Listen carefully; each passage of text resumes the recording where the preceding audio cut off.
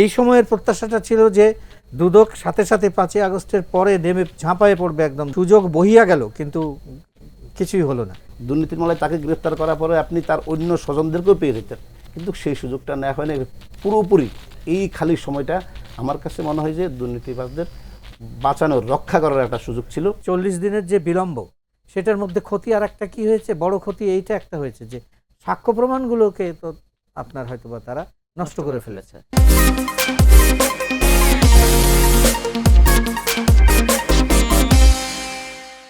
আসসালামু আলাইকুম, সবাইকে স্বাগত জানিয়ে শুরু করছি বাংলা ভিশনের নিয়মিত সংবাদ পর্যালোচনামূলক অনুষ্ঠান খবরের পিছনের খবর। দর্শক, আমরা আজকে আলোচনা করব দীর্ঘদিন পর, অর্থাৎ দুদক গঠনের পর এতদিন দুদকের শূন্যতা কিন্তু ছিল না। এই বিষয়গুলো নিয়ে আমাদের সাথে আজকে আলোচনার জন্য আছেন দুদক ভিত্তিক অর্থাৎ দুর্নীতি বিষয়ক সাংবাদিকদের সংগঠন র্যাকের সাবেক সভাপতি এবং দেশ টিভির বর্তমান হেড অফ নিউজ জনাব মহিউদ্দিন, এবং আমাদের সাথে আছেন দুদকের সাবেক মহাপরিচালক ও সাবেক জেলা ও দায়রা জজ জনাব মহিদুল ইসলাম। আপনাদের দুজনকে স্বাগত জানাচ্ছি আমাদের আজকের আয়োজনে। জি, ধন্যবাদ। দুদক দীর্ঘদিন পর দুদকের নতুন কমিশন গঠন হলো, এবং দুদক গঠনের পর এতদিন এত সময় কি শূন্যতা, কার্যত শূন্যতা ছিল দুদকে কখনো? মহিদুল ভাই, আপনার সাথে প্রথমে আপনার কাছে আসছি। আসলে এটি খুবই আশ্চর্যজনক বিষয়। সেটি হচ্ছে দুর্নীতি দমন কমিশন গঠনের পর থেকে এখানে স্যার আছেন, তিনি দীর্ঘদিন ধরে এখানে কাজ করেছেন এবং তার সময়ে যে আইনি যে বিষয়গুলো ছিল খুব ভালোভাবেই কাজ করেছেন। এখন এই সংস্থা গঠনের পর এবার যেরকম একটা ভ্যাকেন্সি হয়েছে, এর আগে হয়েছিল আপনার 2008 সালে। 2008 সালে এরকম একটি রানিং কমিশন ছিল, হঠাৎ করে রাজনৈতিক 111 সময় 2007 সালে যখন রাজনৈতিক পট পরিবর্তন হয়, তখন হুট করে আগে যে কমিশন আছে তাদেরকে সরিয়ে দেওয়া হয়, পরবর্তী যেটি নতুন কমিশন নিয়ে আসে। তখনকার সময় খুব বেশি নয়, 1 সপ্তাহ 7-8 দিন বা 10 দিনের মতো সময় লেগেছিল। তার পরবর্তীতে তাদের যে অ্যাক্টিভিটিস সেটি আপনারা দেখেছেন। কিন্তু এবার এসে যেটি ঘটেছে সেটি হচ্ছে দীর্ঘ সময়, প্রায় 1 মাস 10 দিনের মতোই সময় দুর্নীতি দমন কমিশনের কোনো অ্যাক্টিভিটিস বলেন, কার্যক্রম বলেন, এগুলো ছিল না থাকাতে আমরা যেটি মনে করি, আসলে এটি আমাদের তো অনেক রহস্যময় নানান ক্যারেক্টার আছে এই দেশের মধ্যে। সেটি হচ্ছে এই দীর্ঘ সময় দুদকের কাজ না হওয়াতে আমরা mone করি এর পিছনেও কোনো না কোনো একটা রহস্য ছিল। সেটি এরকম হতে পারে, ধরেন যে দুর্নীতিবাজরা যারা ছিল, দুর্নীতি করেছে, সরকার যখন চেঞ্জ হয়ে গেল, গত 15 বছর ধরে যারা সুযোগ সুবিধা নিয়েছে তারা হাতের নাগালেই ঘোরাফেরা করছিল। অনেকেই দেশে ছোটাছুটি করছিল যে পালানোর জন্য, কেউ পেরেছে কেউ পারে না। এই সময়টাতে তারা ধরেন নিজস্ব সম্পত্তিগুলা হস্তান্তরের একটা সুযোগ তারা নিয়েছে।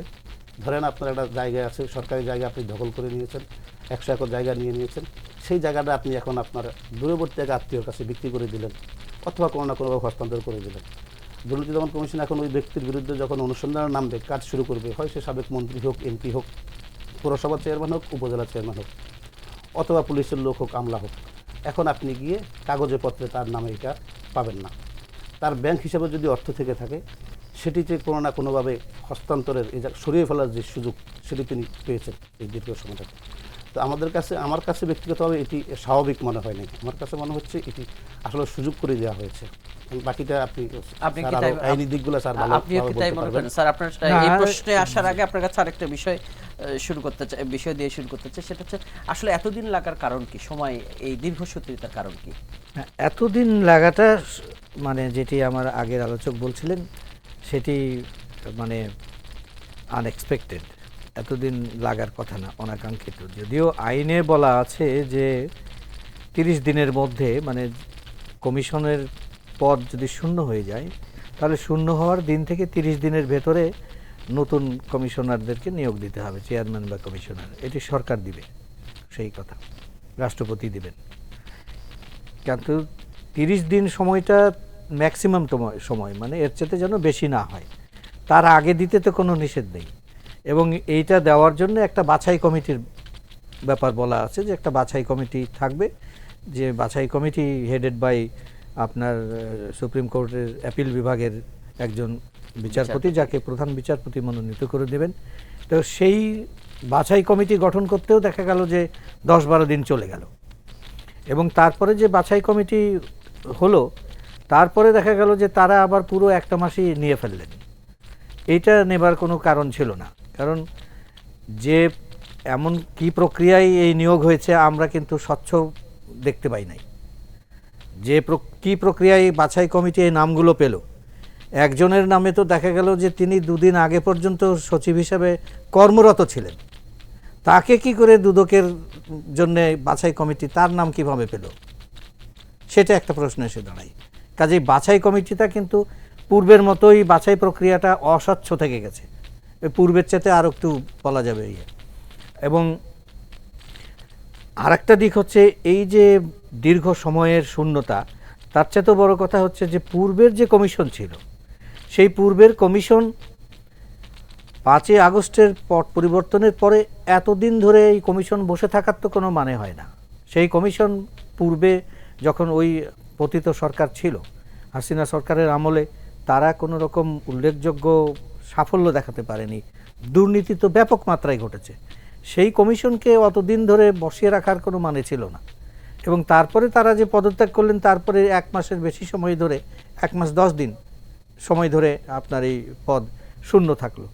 এইটা অনাকাঙ্ক্ষিত এবং এর ফলে নানান রকম যে গুজব যেটা আসবে যে এই শূন্য রাখার ফলে উদ্দেশ্যটা কী ছিল, তাহলে কি উদ্দেশ্য যাই থাক, কিন্তু সত্যিকার অর্থে যেটা দাঁড়াচ্ছে সেটা হচ্ছে সুবিধাটা কিন্তু দুর্নীতিবাজরা পেয়ে গেল। যে কথা আমার আগের আলোচক বলছিলেন, সেই কথার সাথে আমি যে মানে আপনার উদ্দেশ্য যাই থাক, বিলম্ব করেছেন, এই বিলম্বের ফল কিন্তু দুর্নীতিবাজরাই পেল।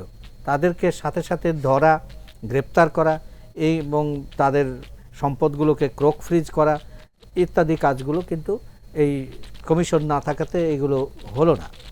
এবং নতুন নতুন যে গ্রেপ্তারগুলো করবার কথা সেগুলো হলো না। এটা খুবই অনাকাঙ্ক্ষিত। সবগুলো কর্মকাণ্ডই বলা চলে নেতৃত্বের পর্যায়ে আপনি ছিলেন, তো সেখানে এই সময় এসে কি আপনার এই প্রত্যাশা ছিল যে আসলে দুদকের এরকম স্থবিরতা তৈরি হোক, অথবা হচ্ছে বিশেষ করে 16 বছর আপনি যেটা বললেন যে ব্যাপক লুটপাট, তা সেই জায়গাটা আগের আলোচক বলছিলেন যে তাদেরকে একটা সুবিধা দেওয়ার সুযোগ তৈরি হয়েছে। ইতিহাস যদি বলেন তাহলে দুদক গঠন হলো যখন 2004-এর 21শে নভেম্বর গঠন হলো। তারপর থেকে মাঝখানে শুধু 2007-এর ওই একটা ছিল যে আপনার সকল কমিশনার মানে চেয়ারম্যান সহ সকল কমিশনারই একসাথে একযোগে পদত্যাগ করলেন। তাদেরকে 7-8 দিনের মধ্যেই নতুন কমিশন এসে আবার যোগদান করলো। ওই 7 দিনের যে কাজের আপনার সচিব, দুদকের সচিব যে ওই 7 দিনের মধ্যে কাজ চালিয়ে যেতে পারবেন সেই মর্মে একটা ধারাও যোগ করা হয়েছিল ওই সময়ে অর্ডিন্যান্স দিয়ে। সেই ধারা দেওয়া ছিল যে কমিশনের অনুপস্থিতিতে কমিশন এই সচিব কাজ চালাবেন, অনুমোদনের ব্যাপারগুলো, এবং কমিশন পরবর্তীতে এসে এটা অনুমোদন দিবে। সেটা নিয়ে যাই হোক মামলা মোকদ্দমা হয়েছে, সেটা আর এক প্রসঙ্গ। তাহলে সেই ক্ষেত্রে কাজের খুব বেশি কিন্তু ব্যাঘাত ঘটেনি। আর এইটার ক্ষেত্রে দেখা যাচ্ছে যে দীর্ঘ 1 মাসের ব্যাঘাত ঘটেছে এবং এই সময়ের মধ্যে সচিব কোনো রকম কাজ করতে পারবেন এরকম কোনো অর্ডিন্যান্সও করা হয়নি।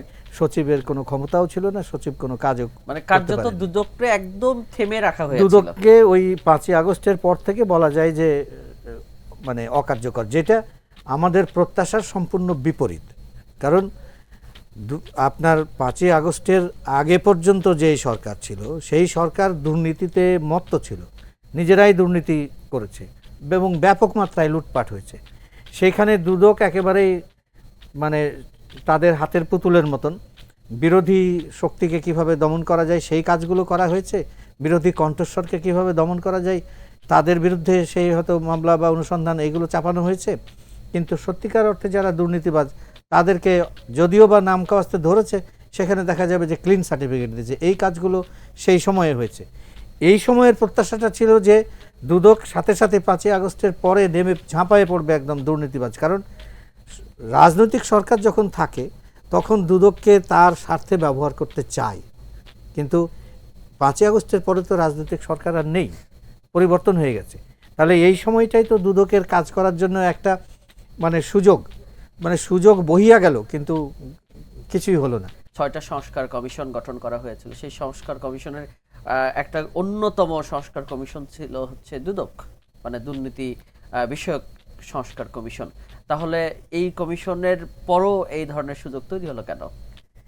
সেটা তো সংস্কার কমিশনের চেয়ারম্যান বা সংস্কার কমিশনের যিনি প্রধান, তার কথা বোধহয় ছিল এরকম যে সংস্কার হওয়ার পরে কমিশন পুনর্গঠন বা এরকম, আমি ঠিক নিশ্চিত না, কিন্তু বক্তব্যের ধাঁচ থেকে আমার কাছে সেটাই মনে হয়েছিল। কিন্তু দুদক, তারপরেও উনি বলেছিলেন অবশ্য যে ইন্টারিম একটা ব্যবস্থা কমিশনের শূন্যতা পূরণের জন্য করার দরকার।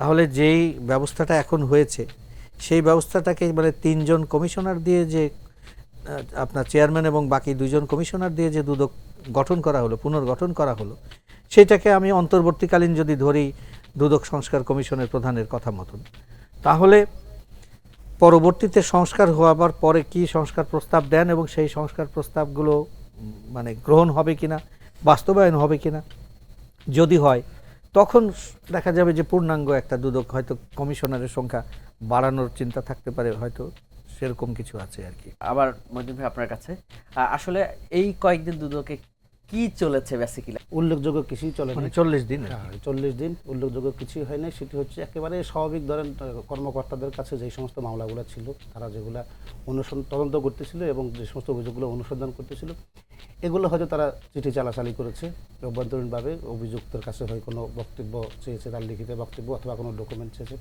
এর বাইরে মানে যেটা আমরা প্রত্যাশা করছি সেই প্রত্যাশার কাজগুলো একেবারেই হয় নাই। কিন্তু আপনি শুরুতেই একটা ইঙ্গিত দিয়েছিলেন যে এই সময় যখন উর্বর সময় আর কি, একটা বলা হচ্ছিল চারদিকে, যখন আমি স্যারকে প্রশ্ন করছিলাম যে সংস্কার কমিশন, চারদিকে যখন সংস্কারের বিষয়গুলো সামনে এসছে, মনে হচ্ছিল যে দুদকও সংস্কার হচ্ছে এবং দুদক আরো ব্যাপক গতিতে, বেশি গতিতে ঝাঁপিয়ে পড়বে। আসলে সেই জায়গাটা থেকে কে বলছে? জায়গাটা যেটি হয়েছে আমি আপনাকে বলি, সেটি হচ্ছে গ্রামে অনেক সময় দেখা যায় যে যারা জেলে মাছ ধরে, তারা কি করে সিজন আসার আগে 12 মাস 6 মাস ধরে জাল বুনে আর কি। তো সে জাল বুনতে বুনতে এখন সে বর্ষা আসলে মাছ ধরবে, তো দেখা গেল সে জাল বুনা তার শেষও হলো না, এর মধ্যে বর্ষা চলে গেল। তো আমরা যে সৃজন ছিল, যে সব কিছু একটা সৃজন থাকে, ধরেন আপনি যদি নির্বাচনের সময়, যখন নির্বাচনের শিডিউল ঘোষণা হয়ে যাবে, সারা দেশে নির্বাচনের কার্যক্রম চলতেছে, ওই সময় যদি আপনি নির্বাচন কমিশন না থাকে আপনার, তাহলে কেমন হবে বিষয়টা? এবং 14, 15, 16 বছর পর দুর্নীতি দমন কমিশনের একটা সুযোগ এসছে যে দুর্নীতিবাজদের ধরার জন্য। সেই সুযোগটা আমি মনে করি একরকম হাতছাড়া হয়ে গেছে। এই হাতছাড়া হয়ে গেছে। এখন আপনি যে কমিশন দিয়েছেন, এই কমিশনের কাছে খুব বেশি কিছু আপনি প্রত্যাশা করতে পারবেন না। কেন পারবেন না? একটি কমিশন যখন বসে, তারা বিভিন্ন সেক্টরে কাজ করেছেন, কিন্তু দুর্নীতি দমন কমিশনের কাজ করে না। এখানে কাজের প্যাটার্নটাই টোটাল আলাদা, এটা স্যার জানেন। এত ব্যবধান এখানে ধরেন এটা হচ্ছে তদন্ত সংস্থা, এখানে অনুসন্ধান করতে হয়, নানান ধরনের কিছু নতুন টার্ম যোগ হবে। এটা তাদের বুঝতে গেলে সময় লেগে যায় 1 বছর। যদি সত্যিকার অর্থে তিনি বুঝে কাজ করেন, কম করে 1 বছর সময় তার লেগে যাবে। তার এখানে যারা কর্মকর্তা আছে তাদেরকে বুঝতে হবে, এক এক কর্মকর্তার এক এক ধরনের ইন্টেনশন থাকে, এদের সাথে অভিযুক্তদের সাথে সরাসরি যোগাযোগ হয়, এরা কারা কীভাবে ব্লেসিং দিয়ে দেয় এবং কারা কারা ব্লেসিং দেয়, ওই কর্মকর্তাদের কাছ থেকে কোয়ারি করে কাজটা বের করে নিয়ে আসা, এই বিষয়গুলো বুঝতে আমার 1 বছর সময় লাগবে। তো বোঝার আগে উনি যেটি করবেন সেটি যে আপনার খুব সঠিকভাবে এই দুর্নীতিবাজরা, আপনি যখন কালকে কয়েকটা মামলা হয়ে গেছে, এটা T20 ম্যাচের মতো হয়ে গেলো, নেমেই উনি ছক্কা মেরে দিলেন, ওনারা ছক্কা মেরে দিলেন। এই ছক্কার ফলে কী হবে? এতে দেখা গেল যে শুধু তার এবং তার স্ত্রীর সম্পদ যেটা পাইলো, শুধু আয়কর নথির সাথে মিলে ছোটোখাটো একটু গোজামিল পেয়ে এটা মামলা করে দিল। আসলে বিষয়টা তা না, রাজনীতিবিদরা এত বোকা না, আর দুর্নীতি যারা করে তারা আরও চালাক এবং চতুর হয়। সে সম্পদটা রেখেছে তার কাজের মেয়ের নামে। এখন আপনাকে যেতে হবে তার কাজের মেয়ে কে ছিল, তার পিএস, এপিএস এদের নামে, এদের আত্মীয় স্বজনের নামে, দূরের আত্মীয় স্বজনের কাছে তারা সম্পদগুলো রাখে। তাহলে আপনি ওইদিকে না ঢুকে হুট করে একটা মামলা করে দিলেন, এবং মামলা করে পরবর্তীতে আপনি তো তার মূল জায়গায় ঢুকতে পারলেন না। এভাবে যদি তাড়াহুড়া করে মামলাগুলো করা হয়, 2008 সালে যে মামলাগুলো হয়েছিল, 2007 সালে যেটা হয়েছিল, এরা কিন্তু পরবর্তীতে সবাই বের হয়ে গেছে।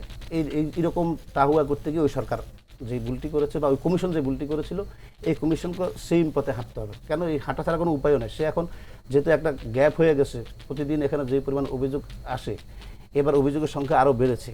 এই অভিযোগগুলো যাচাই বাছাই করে তাকে কাজ করতে যদি হয়, সে যেই সময়টুকু পাবে, এই সময়ের মধ্যে আমরা আসলে সত্যিকার অর্থে যে প্রত্যাশা করি যে আওয়ামী লীগের আমলে, যে স্বৈরাচার সরকারের আমলে যেভাবে দুর্নীতির বাম্পার ফলন হয়েছিল, যারা এই চাষাবাদ করেছিল এবং দুর্নীতি, বড় বড় দুর্নীতিবাজরা, এই সরকারের আমলে ধরেন ব্যাংক লুটপাট হয়েছে, ব্যাংক আগেও হইতো, এই সরকার সর্বশেষ আপনার ব্যাংককে বাঁচানোর জন্য একটা ব্যাংকের সাথে আরেক ব্যাংকের বিয়ে দেওয়া হয়েছিল, দিয়ে যদি তারপরে অর্থনীতিকে উদ্ধার করা যায়, প্রস্তাব কিন্তু করা হয়েছিল, হ্যাঁ, হয়নি বিয়ে। করা হয়েছিল নানানভাবে। এইসব যখন হয়েছে, ব্যাংকের নাম পরিবর্তন হয়ে গেছে, 2-3টা ব্যাংকের নাম পরিবর্তন হয়ে গেছে। কেন হয়েছে? লুটপাটের কারণ হয়ে গেছে, মানুষ আস্থার সংকট তৈরি হয়েছে যে এই ব্যাংকে আর যাবে না, তখন নতুন একটা নাম দিয়ে আবার মানুষকে টানার চেষ্টা করেছে। এই দুর্নীতি ধরার জন্য যেই প্রস্তুতি, সেই প্রস্তুতি নেওয়ার সময় এই কমিশনের হাতে আমার কাছে মনে হয় নেই। এবং বাকি যদি সত্যিকার অর্থে তাদের নিতে একটা কাঠামোর মধ্যে ঢুকে কাজ করতে হয়, তাহলে তাদের হুটহাট করে না করে একটা দীর্ঘমেয়াদী পরিকল্পনা নিয়েই তাদের ভিতরে ঢুকে কাজ করতে হবে। আরেকটি বিষয় হচ্ছে, তারা আরেকটি কাজও করতে পারে। যেমন এখন যে কমিশন আছে, তারা যদি এখন আপনার গ্রেফতার শুরু করে, দুর্নীতি দমন কমিশনে কিন্তু মামলা হওয়ার পরে গ্রেফতার করতে হবে, আইনি সেটি বলা নাই স্যার, কিন্তু অনুসন্ধান পর্যায়েও গ্রেফতার করা যায়। অনুসন্ধান পর্যায়ে গ্রেফতার করা যায়, সম্পদ সিজ করতে পারে। যদি এই কাজটি তারা শুরু করে, তাহলে আসামিদের তাদের যখন আইনের আওতায় নিয়ে আসবে, এনে পরবর্তীতে যখন তারা অ্যাক্টিভিটি শুরু করবে, সেটি মনে হয় কার্যকর হবে। মানে আসামি বাইরে থাকলেই তারা তাদের রূপ চেঞ্জ করার সুযোগ, সম্পদ হস্তান্তরের সুযোগ পাবে এবং প্রভাব বিস্তার করার সুযোগ পাবে। এদেরকে আগে ধরে ফেলতে হবে। যদি ধরে ফেলা যায়, তাহলে হয়তো কিছুটা সুফল পাওয়া যাবে বলে আমি মনে করি। এক মাসে অনেক পরিবর্তন করা সম্ভব, একজন মহা দুর্নীতিবাজ থেকে রূপটাও চেঞ্জ করা যায়। এই এক মাস আপনারাও তো দুদকে চত্বরে ঘুরছেন ফিরছেন, সেখানে এই ধরনের কোনো কিছু আপনাদের চোখের সামনে পড়েছে কিনা? না, আসলে রূপ চেঞ্জের যে বিষয়, সেটি হচ্ছে, ধরেন আমি প্রথমেই এটি একটু আলোচনা করেছি, সেটি হচ্ছে যারা ধরেন দুর্নীতি করেছে, যে করেছে সে জানে সে এখন বেকায়দায় পড়ে গেছে, তাকে এখন আইনের আওতায় আসতে হবে। ধরেন আপনি যদি নাসা গ্রুপের কথা বলেন, নাসা গ্রুপের নজরুল ইসলাম খান, তার এখন সুযোগ আছে, তার আত্মীয় স্বজন অথবা তার তো একটা বড় কোম্পানি, তার গ্রুপে বিভিন্ন স্তরে স্তরে কর্মকর্তারা আছে, তারা এখন এই সম্পদগুলা সরিয়ে ফেলার যে সুযোগটা পেয়েছে, তারা নিশ্চয়ই এটি কাজে লাগিয়েছে। এরকম আপনি ব্যক্তি ধরে, এরপরে যদি আপনি ধরেন যে মন্ত্রীরা ছিল, সরকার যে কজন মন্ত্রী ছিল, অল্প কজন মন্ত্রীকে গ্রেফতার করা হয়েছে। আর যারা বাইরে আছে, দুর্নীতির মামলায় কাউকে গ্রেফতার করা হয়নি। এরা সবাই কিন্তু ওই যে খুনের মামলায় গ্রেফতার করা হয়েছে। এই যে সুযোগটা ছিল তাদেরকে দুর্নীতির মামলায় গ্রেফতার করা, দুর্নীতির মামলায় তাকে গ্রেফতার করার পরে আপনি তার অন্য স্বজনদেরকেও পেয়ে যেতেন, কিন্তু সেই সুযোগটা নেওয়া হয়নি। পুরোপুরি এই খালি সময়টা আমার কাছে মনে হয় যে দুর্নীতিবাজদের বাঁচানোর, রক্ষা করার একটা সুযোগ ছিল। এবং বাকি যেটি স্যার বলেছেন, যারা করেছে তারা হয়তো সৎ উদ্দেশ্যে করেছেন, ভালো কিছু করার জন্য করেছেন, এটি আসলে ভালো হয় নাই। এটি আলটিমেটলি আমাদের বড় ধরনের একটি ক্ষতি হয়ে গেছে। ক্ষতি যা হওয়ার হয়েছে, কিন্তু এখন করণীয় কি? না, এখন করণীয় যেটা একটা, হ্যাঁ, যদিও আমার আলোচক বলছেন যে এসেই ছক্কা হাঁকিয়ে দিয়েছে, তাতে অসুবিধা নেই। ছক্কা হাঁকিয়েছেন, ঠিক আছে, মামলা তো করে দিয়েছেন। এখন যাদের কথা বলছেন যে কাজের লোক কিংবা আত্মীয় স্বজন আরও নামে সম্পদ ট্রান্সফার করে রেখেছে, সরিয়ে রেখেছে, ওই সম্পদও তদন্তের সময়ে কিন্তু ধরতে পারবে। কিন্তু যাতে করে তদন্তকারী কর্মকর্তারা সেই দিকে যায়, তদন্তকারীদেরকে সেই দিকে মানে পরিচালনা করা, সেইটা তদন্ত এই দুদক কমিশনের সেই কাজটা দরকার। এখন তারা এই জিনিসগুলো সঠিকভাবেই উনি বলেছেন যে এই জিনিসগুলোর সাথে তো ওনারা পরিচিত না, এই রকমের কর্মকাণ্ড যে দুর্নীতিবাজরা করে। আর দুদকের তদন্তকারী কর্মকর্তা অনেকেই আছেন যারা আবার ঠিক আন্তরিকতার ক্ষেত্রে হয়তো কম বেশি থাকবে, তারা আবার এইগুলোর দিকে যাবে না, তার জন্য নানান রকম ছুতা অজুহাত ইত্যাদি দেবে। সেইগুলোকে মোকাবেলা করে তাদেরকে যে পরিচালনা করা, সেই দক্ষতাটা কমিশনকে দ্রুত অর্জন করতে হবে। যারা এসছেন কমিশনে তাদের স্বাগত, কিন্তু আমার পরামর্শ হচ্ছে যে ব্যাপক স্টাডি করা, দ্রুত সময়ের মধ্যে নিজেদেরকে একদম স্বাবলম্বী হয়ে ওঠা দুদকের কাজকর্ম সম্পর্কে। দুদকের মধ্যে যে সমস্যাটা আছে সেইটা হচ্ছে যে দুদক সবসময় তার যে ব্যুরো একসময় ছিল, সেই ঐতিহ্যটা তারা কখনোই পরিত্যাগ করতে পেরেছে বলে আমার কাছে মনে হয়নি। আগে ব্যুরো ছিল, ধরেন যখন রাষ্ট্রপতি শাসিত ছিল তখন রাষ্ট্রপতি কার্যালয়ের সাথে অধীন ছিল। যখন প্রধানমন্ত্রী মানে সরকার প্রধানের হলো, প্রধানমন্ত্রী সিস্টেম আসলো, পার্লামেন্টারি সিস্টেম আসলো, তখন দেখা যাচ্ছে প্রধানমন্ত্রীর কার্যালয়ের সাথে এই ব্যুরোর সংশ্লিষ্টতা, মানে প্রধানমন্ত্রীর কার্যালয়ের একটা অঙ্গ সংগঠন হলো ব্যুরো। কিন্তু যখন 2004-এ এইটা পরিবর্তন হয়ে যে দুদক করা হলো, তাতে করে কি খুব একটা পরিবর্তন হয়েছে? আমার অভিজ্ঞতা যেটা আমি দেখে এসেছি সেটা হচ্ছে কোনো পরিবর্তন হয়নি। কাজের যারা ছিলেন কর্মকর্তারা তারা অধিকাংশই ছিলেন ব্যুরো থেকে আসা, এবং পরিবর্তন হলো এইটুকু যে আগে প্রধানমন্ত্রীর কার্যালয়ে সরাসরি অধীন ছিল, এখন দুদক হয়ে যাওয়ার পরে দেখা গেল যে ক্যাবিনেট ডিভিশনের মাধ্যমে আবার সেই প্রধানমন্ত্রীর কার্যালয়ের অধীন। এবং দুদক দেখা যাবে অতীতে অনেক ক্ষেত্রে এরকমই দেখা গেছে যে যেন মনে হচ্ছে যেন ক্যাবিনেট ডিভিশনের একটা অংশ, একটা অঙ্গ, আরেকটা এরকম division। মনে হচ্ছে। তো দুদকের বর্তমান দুদকের কাছে আমাদের চাওয়া থাকবে সেইটা যে অতীতে আমরা যে কাজগুলোকে দেখেছি এরকম যেন আমরা না দেখি, তারা যেন সত্যিকার অর্থে ইন্ডিপেন্ডেন্স দেখাতে পারেন যে তারা সত্যিকারের ইন্ডিপেন্ডেন্ট, স্বাধীন এবং নিরপেক্ষভাবে কাজ করবেন। অতীতে যেমনটা ছিল যে রাজনৈতিক প্রতিপক্ষের বিরুদ্ধে দেখা যাচ্ছে যে মামলা, যেটা সবারই চোখে লাগতো যে আরে লুটে পুটে খাচ্ছে মন্ত্রী এমপিরা, সেই দিকে একটাও মামলা নেই, অথচ কবে কোন আমলে কে ছিল, 6-7 আপনার 15 বছর আগে তারা ছিল, তাদের বিরুদ্ধে মামলা হচ্ছে। অথবা এমনকি দেখা যাচ্ছে যে একজন সম্পাদকের বিরুদ্ধেও মামলা হলো, এমনকি ডক্টর ইউনূসের বিরুদ্ধেও মামলা হলো। এবং তারা আবার যখন পট পরিবর্তন হলো তখন দেখা যাচ্ছে তারা আবার নিজেরাই স্ব উদ্যোগে গিয়ে মামলা প্রত্যাহার করে নিয়ে আসছেন যে থুক্কু ভুল হয়ে গেছে। এইগুলো তো, এই রকমের আচরণ আমরা দেখতে চাই না। আমরা দেখতে চাই বর্তমান কমিশনের কাছে আমাদের চাওয়া থাকবে এইটাই যে তারা সত্যিকার অর্থে দুর্নীতিবাজ কারা, তাদের একটা পারসেপশন পত্রপত্রিকা এবং মিডিয়ার মাধ্যমে উঠে এসছে। সেই অনুযায়ী আপনার দুদকের নিজস্ব যে ইন্টেলিজেন্স আছে, তাদের যে নিজস্ব গোয়েন্দা আছে, সেইটাকে কাজে লাগিয়ে দ্রুততম সময়ের ভেতরে আপনার অনুসন্ধানের কাজটা শেষ করা। অনুসন্ধানের কাজে দুদকের আছে যে প্র্যাকটিস, সেটা হলো বছরের পর বছর দেখবেন যে অনুসন্ধান চলছেই। মানে এইটি কথিত আছে যে দুদকের মানে পুলিশের তো নাকি 18 ঘা আর দুদকের হলো 36 ঘা। দুদকে যদি একবার ধরে তাহলে আর ছাড়ে না, কারণ সে অনুসন্ধান চালায় কয়েক বছর, এরপরে যদি মামলা করে তাহলে তদন্ত চালায় আরও কয়েক বছর, তারপরে যদি বিচারে যায় তাহলে বিচার তো চলবে অনন্তকাল। তো সেই অবস্থা যেন না হয়, সেটাই এখনকার দুদকের কাছে চাওয়া, যে তারা অনেক ক্ষেত্রে অনুসন্ধানের দরকারই নেই। প্রাথমিক তথ্য যদি আপনার কি বলে প্রাথমিক সত্যতা পাওয়া যায় তাহলে তৎক্ষণাৎ মামলা করা যায় অনুসন্ধান ছাড়াই।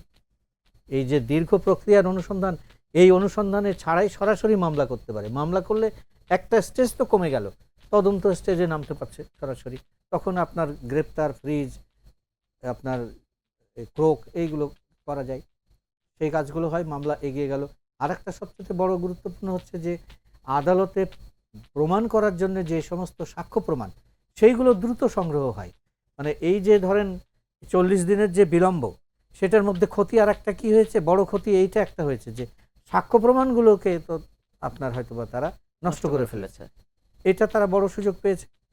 তো সেইগুলো এখন দেখার দরকার যে তারা, এই কমিশনের কাছে প্রত্যাশাও আমাদের সেটাই থাকবে যে তারা যেন অতীতের মতন এরকম করে অজুহাত না দেন যে নখদন্তহীন দুদক মোটেও নয়।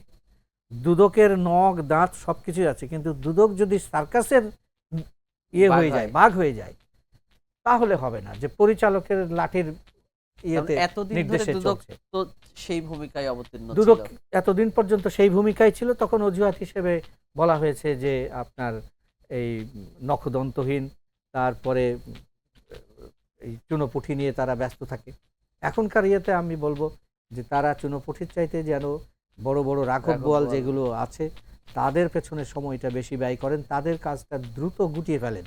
তারপরে জনজীবনে যেগুলো ধরেন অশান্তিকর আছে, মানুষের সেবা খাত যেগুলো আছে, সেইগুলো খাতে যে দুর্নীতিগুলো হয়, মানুষকে অত্যাচার করে, ঘুষ চায় এবং হয়রানি করে, এই সমস্ত দিকেও দুদকের নজর দেওয়ার দরকার আছে, কারণ অন্য কেউ তো দেয় না।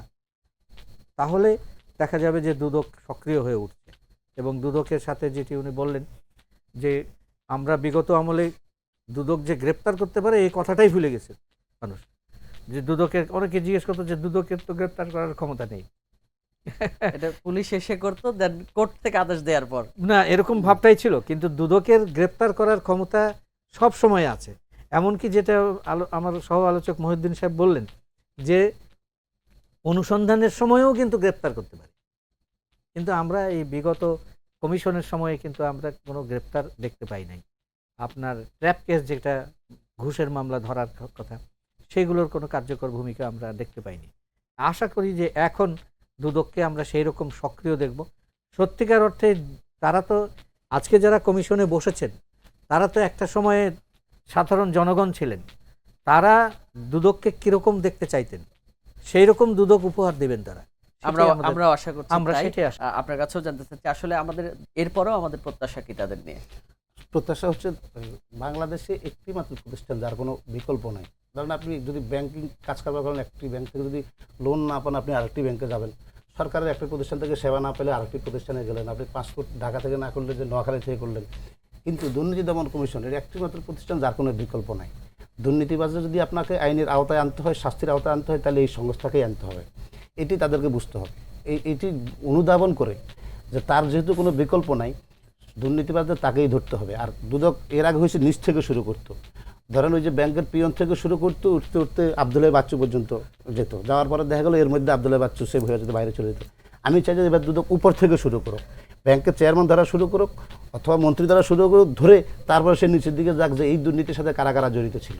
যদি এটি করতে পারে তাহলে হয়তো আমরা কিছুটা সফল হব এবং আমাদের জনগণের যে প্রত্যাশা, মানুষ যেটি প্রত্যাশা করে এই সংস্থার কাছে, সেটি পূরণ হবে।